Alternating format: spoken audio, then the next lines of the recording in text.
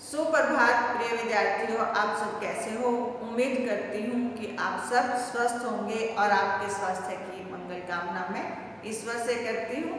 प्यारे बच्चों, आज मैं आपकी इस कक्षा में आपके समक्ष हिंदी व्याकरण विषय वाक्य विचार को लेकर उपस्थित हुई हूँ। आज हम व्याकरण के विषय में पढ़ेंगे। जैसा कि हम सब जानते हैं कि हम अपनी बात को दूसरों तक पहुंचाने के लिए हम अपनी ही बात को दूसरों तक पहुंचाते हैं तो हम शब्दों या वाक्यों का सहारा लेते हैं।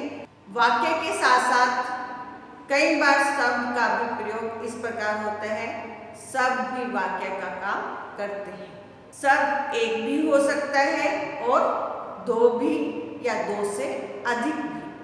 आमतौर पर एक शब्द से वाक्य का प्रयोग या दो शब्दों से वाक्य का प्रयोग संवाद करते समय होता है। आइए अब हम एक उदाहरण सुनते हैं कि जैसे पंकज, आपकी माता का क्या नाम है? राहुल उत्तर देता है कुसुम। हमने जाना कि किस प्रकार अनेक शब्दों को मिलाकर हमने एक वाक्य बनाया और एक शब्द से भी हमने वाक्य को पूरा कर दिया, तो ये संवाद के रूप में प्रयोग होता है। आइए अब हम वाक्य की परिभाषा को जानें कि वाक्य की क्या परिभाषा है। देखिएगा, वाक्य की परिभाषा शब्दों के व्यवस्थित और सार्थक समूह को वाक्य कहते हैं, या शब्दों के व्यवस्थित या सार्थक समूह को वाक्य कहा जाता है। जैसे अंशिका गाती है, ये हमारा वाक्य है।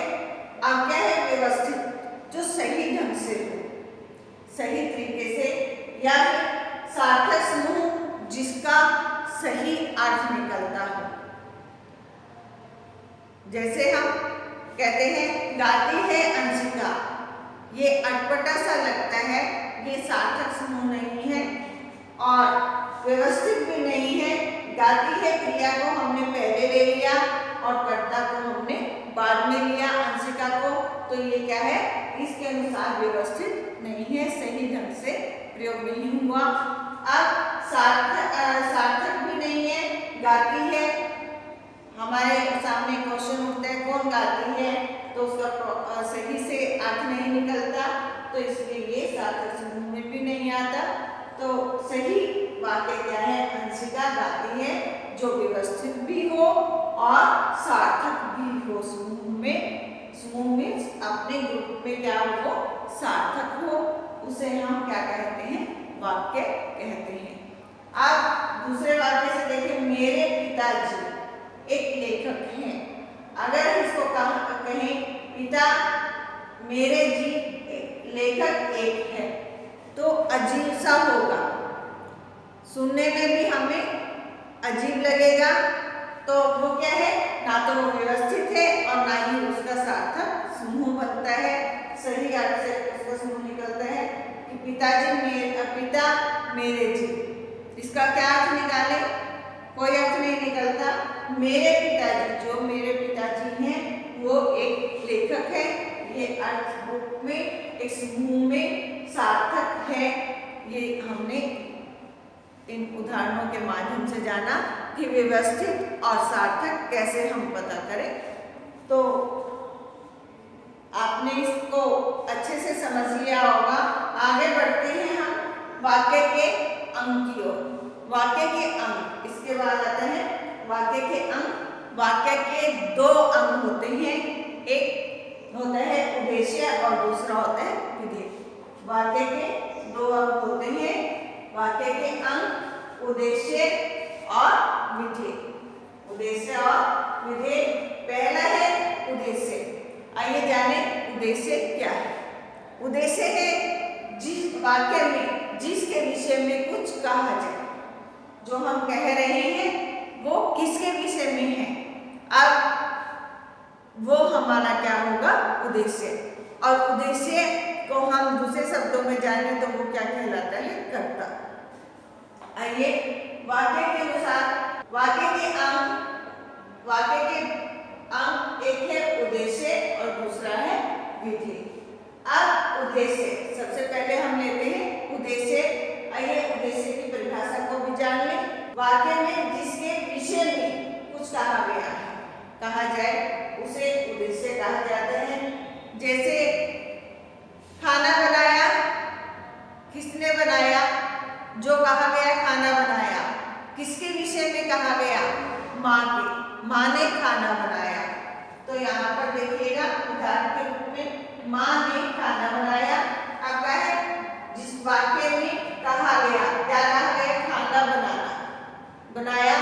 अब जिसके विषय में कहा गया, कुछ कहा गया, जो ये बातें कुछ कही गई, किसके विषय में कही गई? माँ के विषय में। माँ यहाँ उद्देश्य है, ये क्या है? कर्ता है।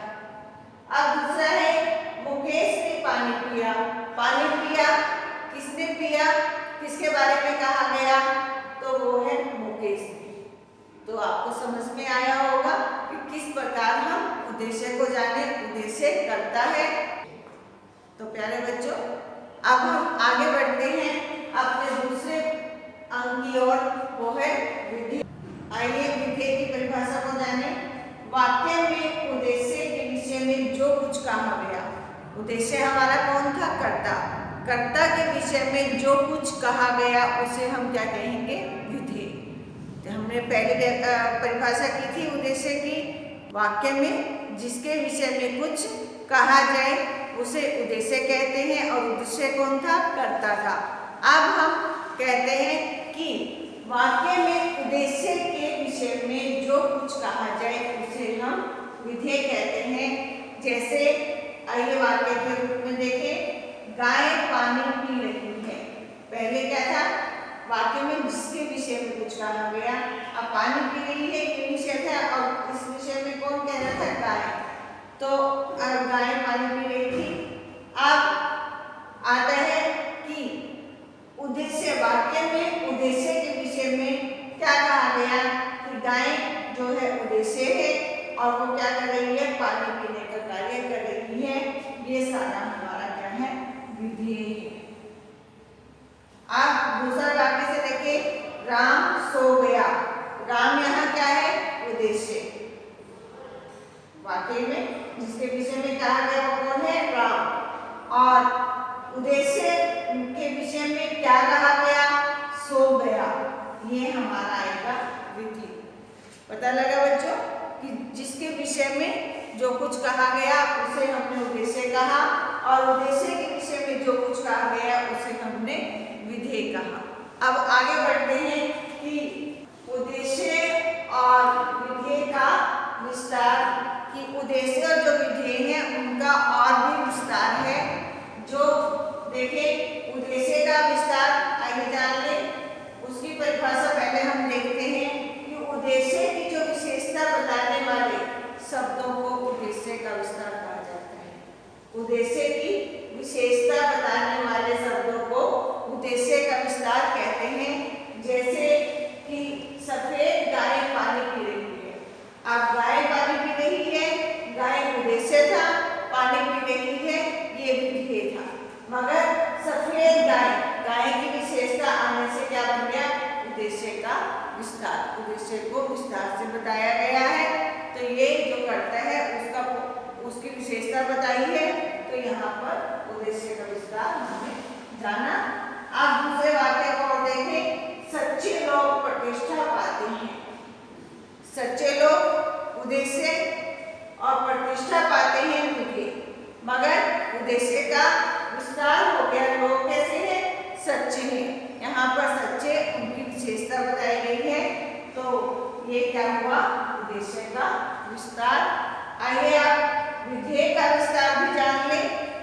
परिभाषा देखिए इसकी भी, मूल विधेय को पूरा करने के लिए जिन शब्दों का प्रयोग किया जाता है, जो मूल विधेय है हमारा, उसको हम पूरा विस्तार से बताएं, पूरा खोलकर बताएं, तो उन शब्दों का, पूरे शब्दों का उसमें प्रयोग करें तो वो क्या कहलाता है? विधेय का विस्तार कहलाता है।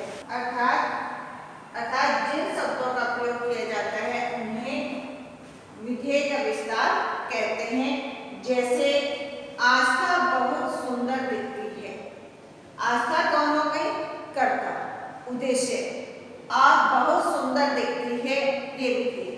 सुंदर दिखती है, इतना हमारा विधेय में था, मगर उसकी विशेषता बता दी गई, उसे और बड़ा कर दिया और उसको खोल दिया गया और उसको पूरा करने के लिए, बड़ा विस्तार से बताने के लिए बहुत लगा दिया। आस्था क्या है? उद्देश्य। और बहुत सुंदर दिखती है, विधेय सुंदर दिखती है, ये भी विधेय है, परंतु उसको और पूरा कर दिया, उसका विस्तार से वर्णन किया, सुंदर, बहुत सुंदर। तो ये क्या हो गया? हमारा विधेय का विस्तार। अब दूसरे वाक्य से देखें, रघु मन लगाकर कसरत करता है। अब रघु है, मन लगाकर कसरत कर रहा है। रघु क्या है? उद्देश्य, करता, मन लगाकर कसरत करता है। कसरत करता है से भी हमारा वाक्य बनता है, मगर हमने उसे पूर्ण रूप से विस्तार दिया, पूरे विस्तार में लिखा, मन लगाकर कसरत करता है। ये हमारा विधेय का विस्तार हो गया, इसे हम कहेंगे विधेय का विस्तार। तो आपने समझा कि किस प्रकार से वाक्य प्रयोग होते हैं, शब्दों या शब्द से भी वाक्य बनता है, दो शब्दों से भी वाक्य बनता है, और फिर हमने जाना वाक्य के अंग, वाक्य के दो अंग हैं, एक उद्देश्य और दूसरा विधेय। हमने उद्देश्य को समझा कि जिस वाक्य के जिस विषय में कुछ कहा जाए उसे हमने उद्देश्य कहा, और दूसरा विधेय, जिस उद्देश्य के बारे में जो कुछ कहा जाए उसे हमने विधेय कहा। फिर जाना कि विधेय, उद्देश्य का विस्तार और विधेय का विस्तार। उद्देश्य का विस्तार क्या है? जो हमारा करता है, जो उद्देश्य है, जिसके विषय में जो कुछ कहा गया था उसे हम उसके साथ विशेषण का प्रयोग लगाए तो उसको विस्तार से लिखे, वह उद्देश्य का विस्तार है। और अगर हम विधेय पूरा विस्तार से वर्णन करें विधेय का, उसमें भी विशेषण लगा दें या और रूप से उसका विस्तार करें तो उसे हम विधेय का विस्तार कहते हैं। यहाँ तक बच्चों आपने जाना। अब आगे चलते हैं वाक्य के भेद। वाक्य के दो भेद दो आधारों पर जाने जाते हैं। वाक्य के भेद भी क्या है? दो आधारों पर जाने जाते हैं। हम यहाँ बहुत ज़्यादा कंफ्यूज होते हैं कि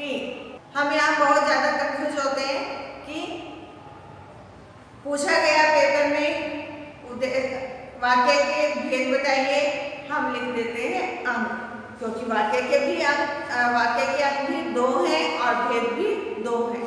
और अगर पूछ लिया जाए कौन कौन से, हम सीधा उत्तर देते हैं उद्देश्य और विधेय, उससे हमारा उत्तर गलत हो जाते। हमें याद रखना है दोनों के अंग भी दो हैं। अगर सीधा सा पूछा जाए कि कितने अंग हैं या कितने भेद हैं, दो कहने से ही हमारा उत्तर सही होगा। अगर उनके नाम पूछ लिए जाए तो हमें ध्यान देना है कि नाम वाक्य के अंग में उद्देश्य, विधेय और वाक्य के भेद में दो आधार पर होंगे। एक है अर्थ के आधार पर और दूसरा रचना के आधार पर। ठीक है बच्चों, अर्थ के आधार पर और रचना के आधार पर वाक्य के भेद आगे हम देखते हैं। वाक्य के भेद, वाक्य के दो भेदों के बारे में मैंने आपको बताया। प्यारे बच्चों, आज हम इस कक्षा को यहीं पर पूर्ण करते हैं। अगली कक्षा में वाक्य के भेदों के बारे में बताऊंगी। तब तक के लिए हम यहीं पर रुकते हैं और आप जितना भी मैंने वाक्य की परिभाषाएं, वाक्य के अंगों का नाम, अंगों का विस्तार से वर्णन, जो भी बताया मैंने आपको, आप उन्हें अच्छे से ध्यान से करना और स्वस्थ रहें, मस्त रहें, पढ़ते रहें, अपनी पढ़ाई को ध्यानपूर्वक करते रहें। धन्यवाद।